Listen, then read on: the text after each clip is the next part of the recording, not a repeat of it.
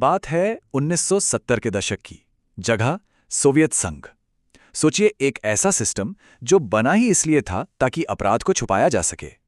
और ठीक उसी सिस्टम की नाक के नीचे एक आदमी खामोशी से अपना काम कर रहा था।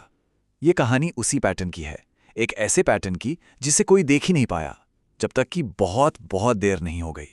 आप कल्पना कीजिए एक ऐसी दुनिया की जहां ना कोई सीसीटीवी कैमरा है, ना कोई डिजिटल फुटप्रिंट। कुछ मिलता है तो बस लाशें और उन लाशों के पीछे छिपा एक डरावना पैटर्न। बस यही माहौल था जिसने एक कातिल को एक नहीं, दो नहीं, बल्कि सालों तक पनपने का, छिपकर अपना काम करने का मौका दिया। ये कोई मामूली बात नहीं है, बल्कि उस दौर की कड़वी सच्चाई है। देखिए, सोवियत संघ की जो आइडियोलॉजी थी वो मानती थी कि क्राइम, खासकर सीरियल किलिंग जैसी चीजें, ये सब पश्चिमी कैपिटलिस्ट देशों की समस्या है। मतलब उनके यहाँ आधिकारिक तौर पर ऐसे गंभीर अपराध होते ही नहीं थे। और बस इसी इनकार ने, इसी अनदेखी ने उस कातिल के लिए रास्ता बिल्कुल साफ कर दिया था।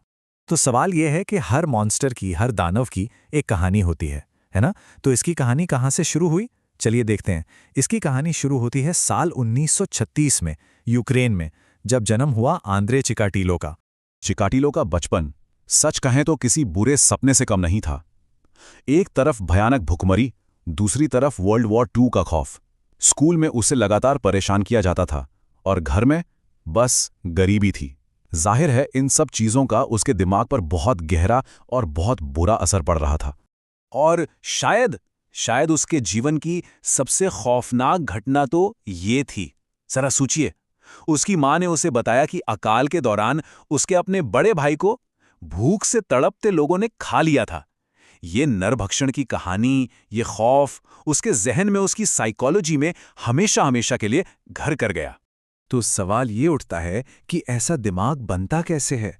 जब कोई बच्चा इतने भयानक, इतने ट्रॉमेटिक अनुभवों से गुजरता है तो उसके मन का, उसके दिमाग का विकास कैसे होता होगा? डर, गुस्सा, किसी पर भरोसा न करना, ये सब धीरे धीरे उसकी पर्सनालिटी का, उसकी शख्सियत का हिस्सा बन जाते हैं। अब इन सारे दिमागी सदमों के साथ साथ चिकातिलो एक और बड़ी समस्या से जूझ रहा था, और वो थी यौन रोग।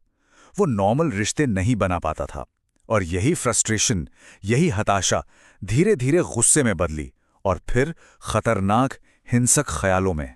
चलिए अब इस कहानी के सबसे डरावने हिस्से की तरफ बढ़ते हैं। साल था 1978 जब उसने अपना पहला कत्ल किया, और इसी कत्ल के साथ चिकातिलो ने एक पैटर्न बनाना शुरू किया, एक सिग्नेचर जो आगे चलकर उसकी पहचान बनने वाला था। उसका तरीका कह सकते हैं कि खतरनाक हद तक सिंपल और असरदार था।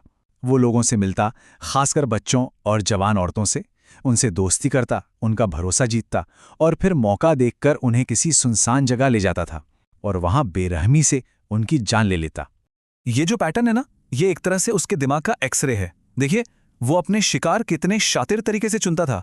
ऐसे बच्चे या औरतें जो घर से भागे हुए हों, मतलब जिनके गायब होने पर शायद कोई शोर न मचे। उसकी शिकार करने की जगहें होती थी रेलवे स्टेशन या बस स्टेशन, जहां अजनबियों की भीड़ में गुम हो जाना कितना आसान होता है। और कत्ल के लिए वो चुनता था जंगल या सुनसान खेत जहां कोई गवाह न हो। तो ये सिर्फ कत्ल नहीं था, ये एक साइकोलॉजिकल साइकिल थी, एक चक्रव्यूह। जो उसकी यौन हताशा थी वो हिंसा के रूप में बाहर निकलती थी। हर कत्ल के बाद उसे थोड़ी देर के लिए एक तरह की राहत मिलती थी, लेकिन फिर वो इच्छा दोबारा लौट आती और ये खतरनाक सिलसिला चलता ही रहता। अब सवाल ये है कि जब चिकातिलो एक के बाद एक लगातार कत्ल कर रहा था, तब पुलिस क्या कर रही थी? और जवाब सच में हैरान करने वाला है। जवाब है लगभग कुछ भी नहीं।